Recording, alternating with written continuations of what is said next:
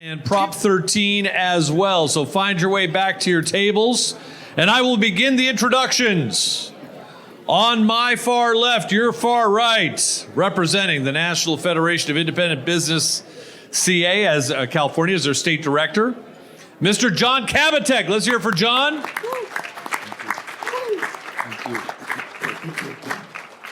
Among the many things John has done is protect small businesses from higher taxes and more reg, fight split roll and Prop 13 reform harmful for small business, reducing onerous regulations that strangle job creators in the state of California, and stopping the shakedown lawsuits that typically target the mom and pops. In addition to service to two governors, he became vice president and senior legislative director for the California Restaurant Association. Now he has many clients. He's also counsel to the international law firm Alston and Bird. John Kabatek is here to answer some questions today. Thank you, John. In the middle, a native Californian graduate from UCD, law degree from the UCD School of Law as well, is Mr. Rex Hine. Let's hear it for Rex. Presidential California State Assembly rep on the Tahoe Regional Planning Agency. Most recently served as regent for the University of California. Involved in all statewide school construction bonds, serving either on the steering committee or the finance committee. Rex Hine is here today. Yeah. And finally, the man who's going to give us a quick overview of what we're talking about and lead us off. And by the way, each of our speakers are going to take 5 minutes to kind of talk about the one issue or the area of interest that they want to dive into. Then we're going to have a little Q&A and a little round table here back and forth. But Mr. John Capal, let's hear it for John, if we could. President, Howard Jarvis Taxpayers Association.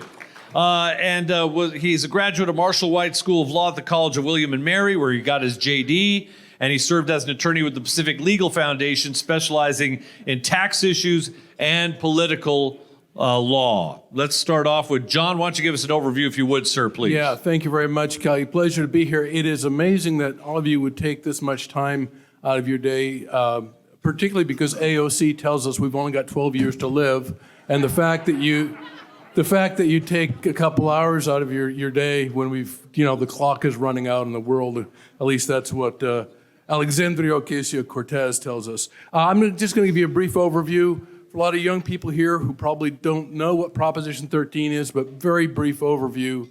Prop 13 was the beginning of the modern tax revolt movement in 1978. It took an average property tax rate in California of 2.6% and cut it to 1%. Very important provision, but it also limited the annual increases in assessed valuation to 2% a year. And that is the provision that has allowed homeowners to stay in their homes after they were being driven out of their homes by runaway inflation in the mid-'70s. Howard Jarvis had two major goals. The first goal was to allow people to stay in their homes. On that score, Proposition 13 has been a remarkable success. His other goal was to slow down the growth and accelerated growth in the size of government. And on that score, Prop 13 has been a failure. Prop 13 really did nothing to slow down the size and growth of government in the state of California. As we know, government is a growth industry and remains so in the state of California. Something that Proposition 13 did that very few people realize, that it actually saved local governments. How did it do that? It stabilized local government revenue because of that limitation on the annual increase in assessed valuation. There was a whole bunch of untaxed equity, and so when the real estate crash came, local governments still had a lot of revenue that they could use. So if you talk to your local county assessors, that's the one thing about Proposition 13 that the left never likes to talk about, and that is how well it's worked, not just for property owners, homeowners, and businesses, but how it has stabilized local government revenue for all municipalities in the state of California. Good news is, despite the leftward leaning of the body politic in California right now, this is not 1978. This is no longer the California of Ronald Reagan. We have a very, very progressive government, and people are far more progressive now than they were back in 1978. But even the PPIC poll indicated that Prop 13 remains remarkably popular to this day. If it were on the ballot today, it would pass by about the same 2/3 margin that it did back in 1978. And that is a testament. You know, Jack talked about there's a bipartisan issue, and look, Prop 13 remains popular among Republicans and Democrats, and for people who want to keep their property. Now, we're going to talk about split roll, and split roll is not a pastry. Split roll is when a government starts treating property differently depending on the use. In other states, different kinds of properties can be taxed differently. I think Michigan has a law like 22 different rates, different rate for golf courses, different rate for parking garages. In California, we've had a unified tax roll since the 1800s. Proposition 13 did not provide a tax break, a loophole to businesses. We've always treated all property the same, and that's vitally important. It is a good policy position to have to treat all real estate the same for tax purposes. There's different ways you can split the roll. You can increase the rate on commercial property, so instead of that 1% rate, you could have a 2% rate. Not advocating that, but that's one way to do it. But what we have before us today is something different, and that is there is a measure that has qualified. The signatures have already been turned in. It's called the California Schools and Local Communities Funding Act, and fuzzy puppies. No, I made that last part up. But, you know, they always have some good-sounding initiative to try to fool you. But the way it splits the roll is that it takes away that one provision of Proposition 13 that limits the annual increases in assessed valuation to 2%. So commercial property would be reassessed continuously. So right now, for all property is reassessed when it changes hands. This is a radical departure from Proposition 13 as it is. It would be about a $7 to $11 billion annual tax hike on businesses. And so I frequently get the question of, okay, Jarvis, you guys represent mostly homeowners. Why are you out there defending the business community? Well, there's a lot of reasons. Number one, when businesses pay more taxes, then citizen taxpayers pay more for the goods and services that they purchase. And also, we know that if Prop 13 is attacked and destroyed for businesses, that homeowners are next. And Benjamin Franklin said, we either hang together or we hang separately. And we need to hang together when it comes to the defense of Proposition 13. The particular measure, you know, it is, number one, it's badly drafted. It's a big tax increase. As I said, Prop 13 did not create a loophole for businesses. That's what you hear all the time. There's this loophole that needs to be closed. No. Prop 13 is working exactly as it was intended.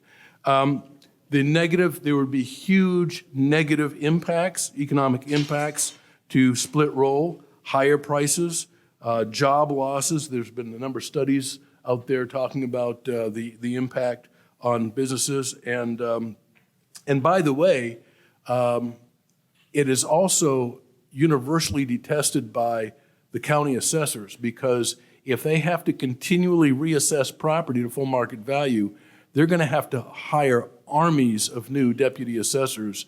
And even assessors who do not like Proposition 13, like in Santa Clara, there's Larry Stone, the assessor down there. He is not a fan of Prop 13. He wants to split the roll by raising the tax rate. But this particular proposal that would require the hiring of thousands of more assessors is disliked by virtually every assessor I've talked to in the 54 counties in California. Just a brief note on the politics, and I'll hand it over to Rex to talk about the specific impacts. I think we can beat this thing. I know it's going to be 2020. The voter turnout models probably be very liberal, but Prop 13 continues to be popular. People are confused about this particular measure. In fighting split roll, we're going to wrap ourselves in the mantle of Prop 13 because it continues to polls well. And higher taxes are unnecessary.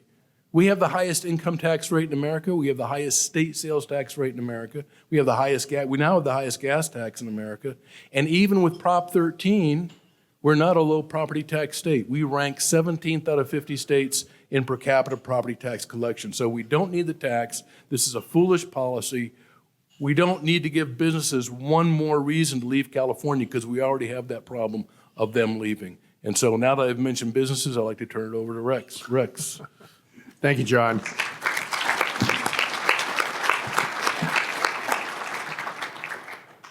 And one thing we should recognize John for is he is a everyday warrior to protect Proposition 13. And the reason people today, no matter how old or how young they are, still like Proposition 13 is because John is out there in the fields and vineyards every single day preaching the gospel. Let's give him a big hand.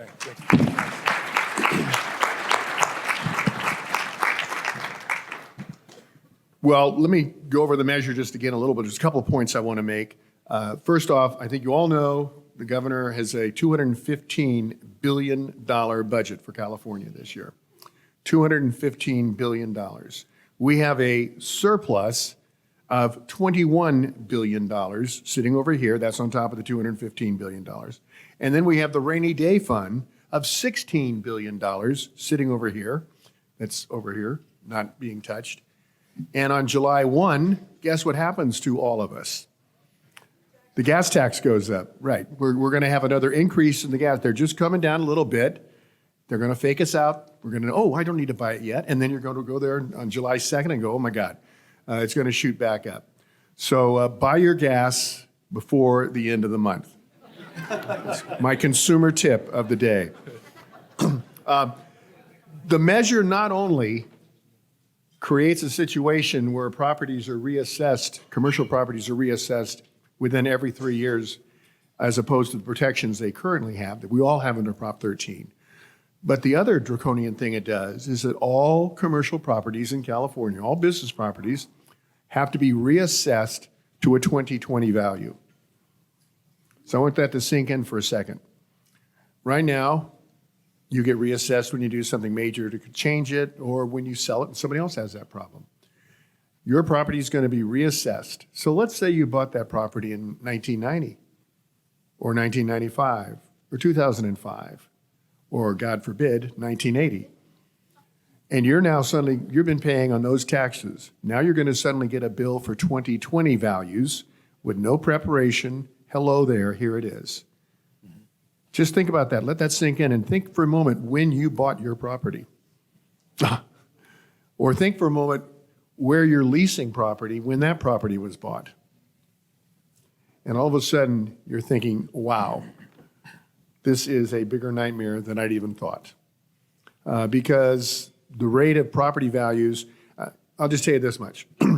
The home I grew up in, which my parents bought when I was little, so it's really old, I think they bought it for like $17,500. They, big deal. We moved from the city to Terra Linda, San Rafael, California. And then they sold it in 1974. And everybody thought, wow, look at this. They made $47,000. They sold it for $47,000. That was a lot of money. Well, I went on Zillow because I was conversing with a high school buddy of mine who lives in Minnesota now for obvious reasons. And I said, you grew up in a richer neighborhood than I did. And he said, no, I didn't. No, I didn't. I said, yes, you did. Let's go on Zillow. So we went on Zillow, and I saw what the value of my home that I grew up in that hasn't changed and was built back in 1956, $983,000. By the way, his was $1.2 million, so he did live in a richer neighborhood than I did. Well, that's the sudden message that we're all going to be faced. And the other thing is you don't get to pay property taxes monthly or in the little program. You pay them twice a year, and you pay them or you lose it. So here are some unintended consequences that they don't think about. Not only is this measure going to increase taxes significantly, they're going to drive small businesses out of business. Think of your favorite taco store that you go and you get that taqueria. Think of your favorite dry cleaners. Think of your favorite guy who runs that insurance company that you've been going to for the last 15 or 20 years. Guess what? They're gone. They're gone. Walmart will still be here. Target will still be here because they have a customer base large enough to spread that increase out over. The fact they have to meet, the taxes they have to meet. But the corner places don't. So they're all gone. And some of you are those that are going to be gone. And that to me is really scary and really frightening, and we shouldn't let it happen. What's another unintended consequence that they want to have happen? Well, guess what? Guess who invests in commercial properties? Pension funds. And a value of commercial property in California is certainty. Because I know what I'm going to be paying taxes for the next 20 years, forever, as long as I own that property, and I don't do significant changes, because I know how Proposition 13 runs. Well, when I'm now going to be reassessed every 3 years, I no longer have that certainty. So one of the great values of commercial property in California is certainty. That's gone. So there's going to be a devaluation of property values. What will that mean for the pension funds? They're going to be devalued accordingly. So that's another little side trip. That message, by the way, is something that we're using to try to drive a wedge between the private sector unions, those in the building trades, for instance, and the public sector unions who are pushing this. Because in reality, what this measure is all about is getting money into the underfunded pensions. 60% of this money, of the $11 billion, is designed to go to local government for pensions. They don't say that, but that's where it's going.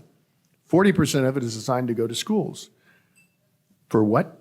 Pensions. They don't say that, but that's what they're going to go to. Now, you're all saying, wow, their messaging is this: it's good for the kids, it's good for the education, it's good for California, and it's good for the old people that live in the communities or whatever. We're not going to get in a debate over the education funding in California. We lose that debate. Our polling shows that if we start debating how much money is being spent on our kids, we lose.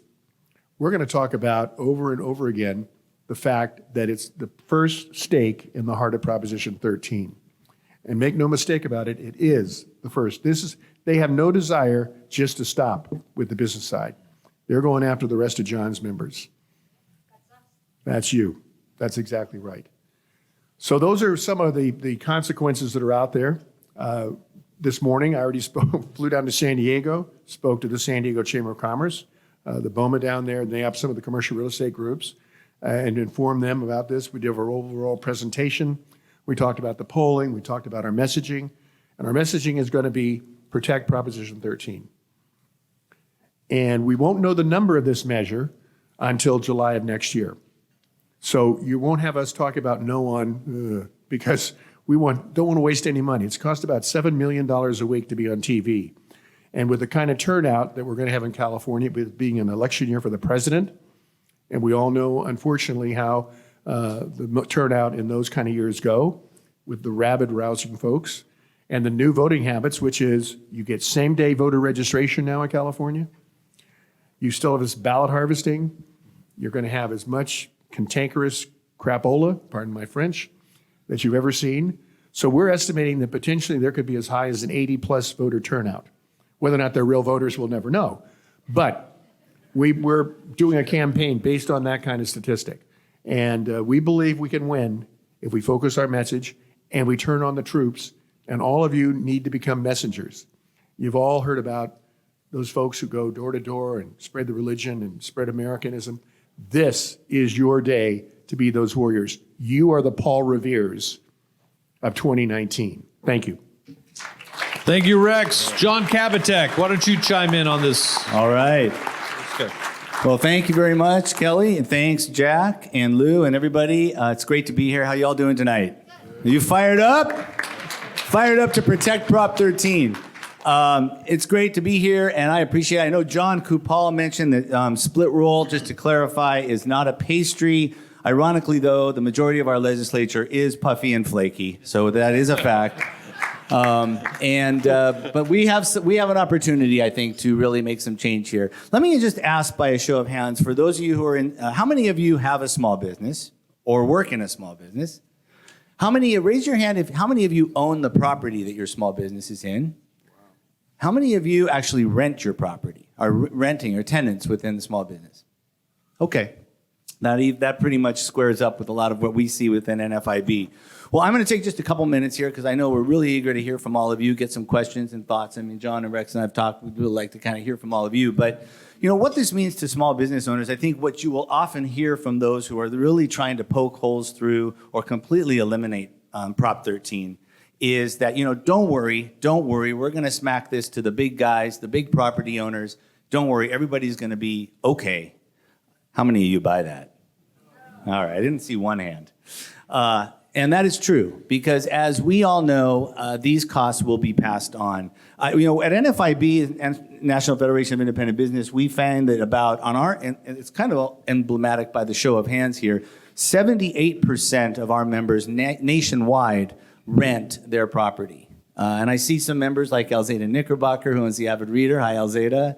And I see some others around here. Manny Cosme, you're here in the room somewhere. And Jack Frost, you're a member. And so I think a lot of folks here think that really if you own your property, you're the only victims of Prop 13 being watered down. And that is patently false.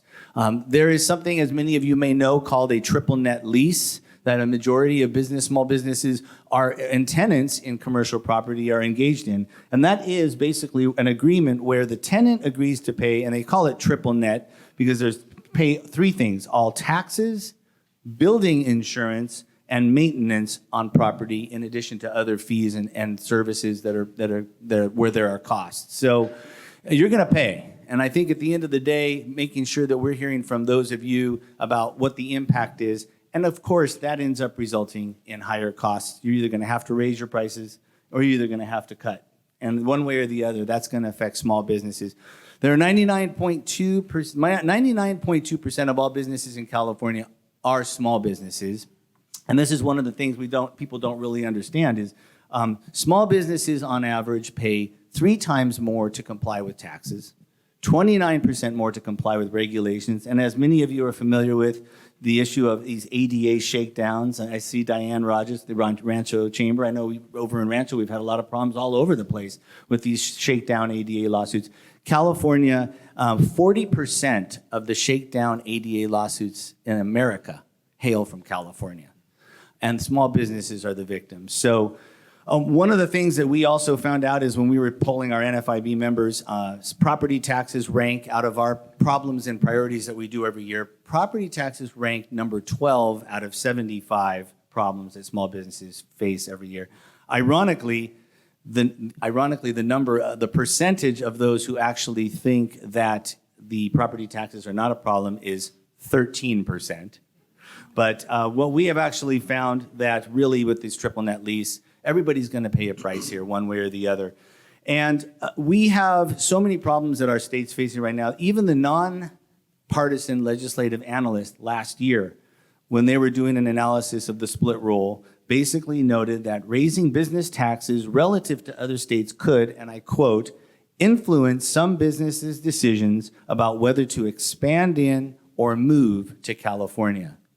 So, folks, we have a problem here. I think with small business owners, what you're going to hear quite a bit from the other side as we look at both this year and certainly as we're going into next year, this Prop 13 debate will continue. And there will be those out there basically saying small businesses aren't paying their fair share and the business community isn't. That is not true. And again, what we have also seen is, and I know John and Rex regularly cite this, property tax revenues in California, a lot of people think haven't really grown much. Well, they've grown from when Prop 13 was first established and voted by voters, approved by voters, from $5 billion that year in 1978, and tell me if these numbers are correct, John, to an average of basically $66 billion in the 2017-18 year. So that's an average of 6.9% annual growth. So if you're going to hear folks out there saying, we got to get our fair share, there's got to be more revenue, we need that. Well, first of all, that's growing steadily over the years. Second of all, as you heard my good friend Rex mention, we have a multi-billion-dollar surplus. Why do they continue to try and reach into your pockets? It's ridiculous. And the third part of it is we already are a state faced with the highest gas, income, sales, and corporate taxes. So for them to basically say that we need to take this and treat, they're really looking to small businesses as an ATM. And the thing I deal with on the road quite often, whether it's a bookstore like Alzada's, a restaurant, an auto shop, what we hear from folks out there is they just keep coming to us. They see us as the nickel slots. They see it a lot easier than going to the tables. And it's easy because there's a lot more money in those nickel slots. So what we ask you all to do, I think we want to hear more from you, is the small business voice needs to be heard. We have a surplus. We're already paying the highest taxes in the nation. Revenue from property taxes has been growing higher. It's actually been growing faster than the overall growth in California's economy, which is at 6.1%. So for folks to be out there, you're going to hear this rhetoric. At the end of the day, what we want to make sure is that your voices are heard. What Jack is doing and Lou and Pro Small Business California today is miraculous and wonderful. And we're looking forward to more of these to come. And I know NFIB is out there as well every single day making sure that we're getting small businesses involved. But your stories are the ones that matter the most. In the media, in your legislators' offices, I know that may sound like we're stating the obvious, but they really need to hear that. And Barry was right when he said, at the end of the day, if you're not being heard, there is the deafening silence and the one side is dominating the debate. So I know NFIB doesn't do that every day. We're fighting the good fight, but the more that we can build rooms like this, Jack, congratulations, and everybody, the more we can do this all over, but most importantly, the more you can all sign up. There are sign-up sheets, I know, for folks who want to be involved in this Prop 13 education campaign. We will have them. We certainly want to encourage you to be a part of it. I know you can certainly find them through Jack as well. But most importantly, be heard. Correct the dialogue. Make sure people understand you're already paying your fair share, whether you are the owner, the tenant, the consumer, and the customer of that small business. You're paying it at the end of the day, and jobs will be lost. But I appreciate it, and I will be here to hand out Rolaids afterwards. So thank you very much. Thank you, John. Any of you guys want to chime in on anything you heard there? Yeah, John's figures were right. California, the property tax roll, assessable property in California is now $5.75 trillion of assessable property. That's the value of real estate in the state of California, and that generates $65 billion. So that's what puts us at 17th in per capita property tax collection. So all this stuff about local government being starved for revenue, it's just total nonsense. So and Rex, why don't you address this? You mentioned messaging. You mentioned the popularity of Prop 13 across the state.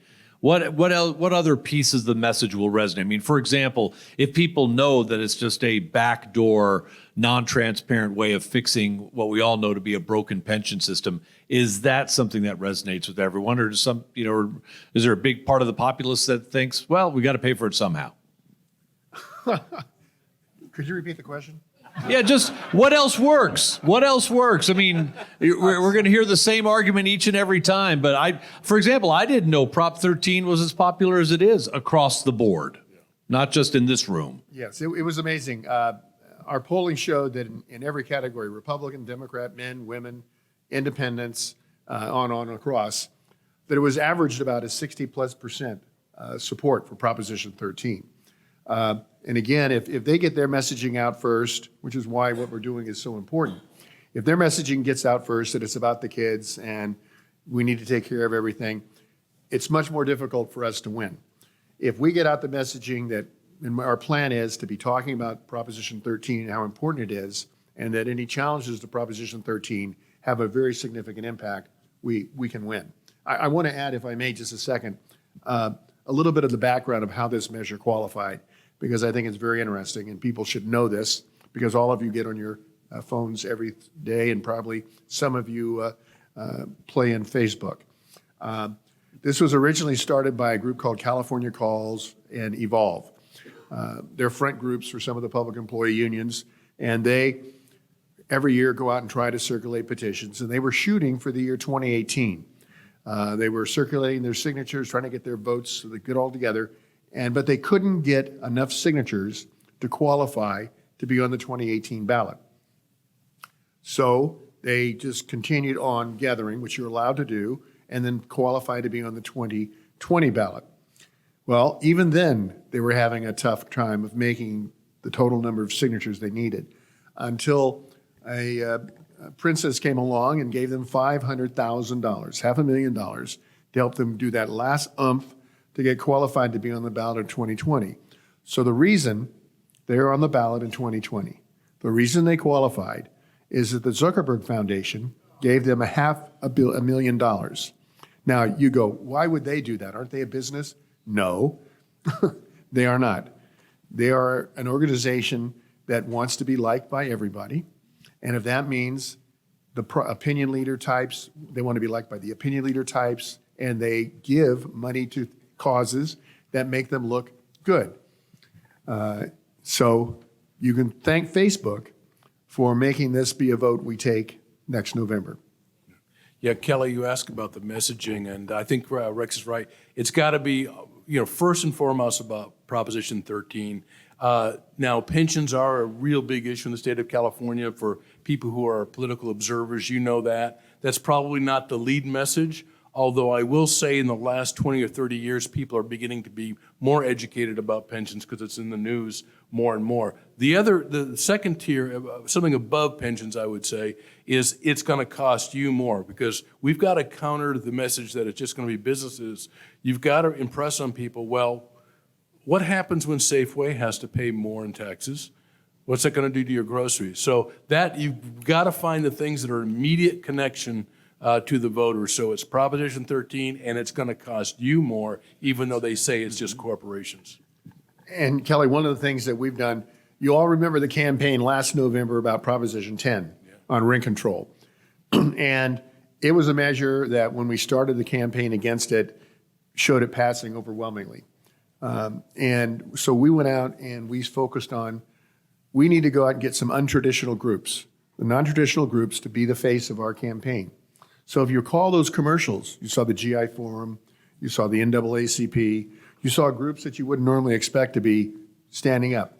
Because we met with their leadership and we explained, and we talked at great length about the fact that if rent control passes, where you live today is where you're going to live for the rest of your life. And they understood that. Well, if this change happens to Proposition 13, where you work today is where you're going to be working for the rest of your life. And we believe we're going to have a number of those same groups working with us to defeat that. Because you won't see this face on TV, ever. John will see to that.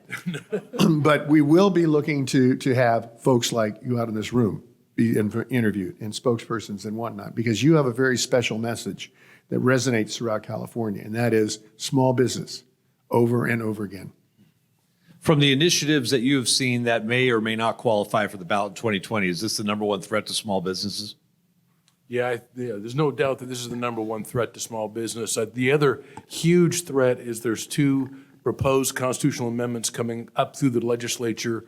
They're called ACA 1, Assembly Constitutional Amendment number 1, and SCA 5, Senate Constitutional Amendment number 5. Both of those would lower the current 2/3 vote threshold for special taxes at the local level. So you'd see bonds and special taxes, including parcel taxes, pass with less than a 2/3 vote. That 2/3 vote at the local level is one of the few protections. It's one of the main protections that's in Prop 13. So that for us is as big a threat, but it's on the same tier as split roll because they're all attacks on Prop 13 directly. The other two current initiatives on the ballot are one to try to fix California's criminal system, which was broken by Jerry Brown. And please pay attention to that one and vote yes on it. The other one is that you might remember last year, the legislature decided to put bail bondsmen out of business. That also is going to be on the ballot. So if you believe they should have a right to have a business in California, you want to vote yes or I don't know which way you vote on it because it's convoluted. Which way do you vote, Bob? You vote no. So you vote no if you want to say no to the legislature. Correct. Okay. Vote no. John, chime in here if you would. Well, we're talking about ballot measures, and I think we have some of the ballot measures of Christmas yet to come. But I think we can also look at kind of the ghosts of Christmas past in a good way. A couple successes we had. You heard, when you're hearing about, well, what's it worth? What's it worth? It's California for gosh sakes. Well, meetings like this are helping. We can see, obviously, we got people fired up. That's great. But as we look in the rearview mirror, we have some victories to be very proud of collectively. And we actually also have a chance to look at the California landscape, even in not so traditional kind of right center communities. to see that we have people who just don't want property taxes and property messed with. They just don't. You mentioned Prop 10, and it was a great success. And as Rex said, we had so many non-traditional voices out there, which was wonderful. And I think with all of you, you're going to be those great voices, whether it doesn't have to be in the media, it could be to your local electeds, it could be just locally, just hosting some sort of a local event or activity to get voters understanding it and energized.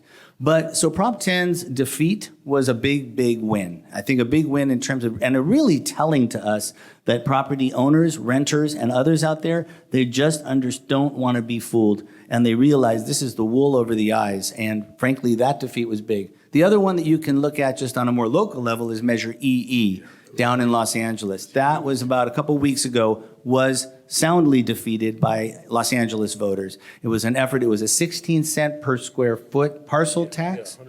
$160 per thousand square feet on property.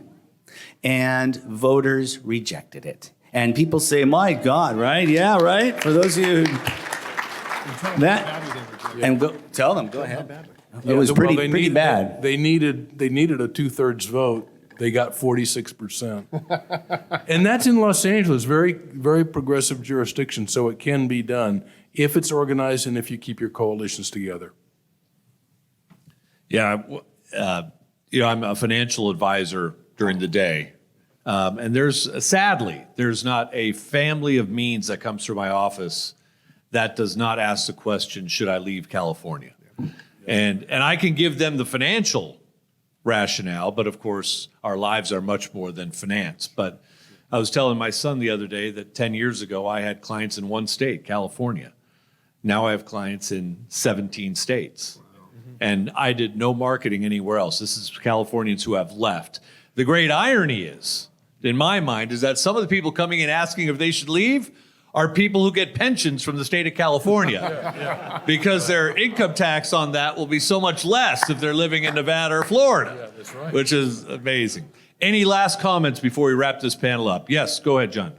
Well, Kelly, just to dovetail onto that, I think your point is a very good one. I actually remember talking to somebody here on K Street the other day who was works with one of the other associations, and he said, you know how you create a small business in California? I said, no, tell me, I'm the small business guy. He said, open up a big business and wait.